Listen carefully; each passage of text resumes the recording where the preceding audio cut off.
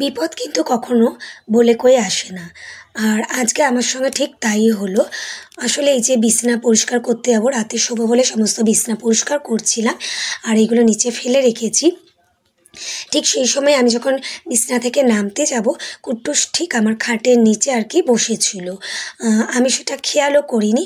আমি নামতে গিয়ে আমার পাটা ওর সামনের পায়ের ওপরে গিয়ে পড়ে। আর তাতে ওর কিন্তু বেশ লাগে। আমি বুঝতে পারি বেশ জোরেই আর কি পাটা পড়েছে, কারণ আমি তো খেয়াল করিনি, দেখতেও পাইনি। আর সেইটা দেখে আমার ছেলে খুব কান্নাকাটি করে। আর আমারও খুব চিন্তা হয় যে কী হলো। তাই বারবার ভিডিও করে আর কি দৌড়াতে পারছে কি না সেইটা আর কি করে রাখছিলাম। কারণ কালকে রাতে তো আর ডক্টরের কাছে নিয়ে যাওয়া সম্ভব হয়নি, কারণ অনেকটাই রাত হয়ে গেছে, তখন 11টা বাজে প্রায়। তাই হাজব্যান্ডের যেহেতু আজকে ছুটি, তাই ঠিক করেছি যে ওকে নিয়ে আজকে একবার ডক্টরের কাছে চেক আপ করাতে নিয়ে যাব, যে ওর পায়ের বোনসটা ঠিক আছে কি না। তবে আমি কিন্তু বাড়িতে ওকে বরফ জল দিয়ে সেঁক দিয়ে ওর পায়ে কাপড়টা পেঁচিয়ে রেখেছিলাম। খুব চিন্তা হচ্ছিল যে অজান্তেই কী হয়ে গেল।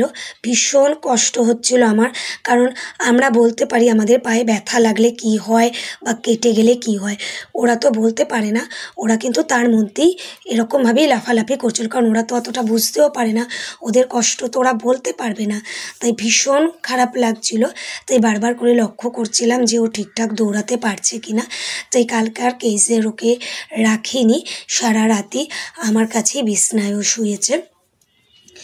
তবে যাই হোক, প্রে করবেন যেন ও যেন ঠিকঠাক থাকে, ওর যেন কোনো সমস্যা না হয়। কারণ আমার কিন্তু ভীষণ ওর জন্য কষ্ট হচ্ছে আর খুব চিন্তাও হচ্ছে।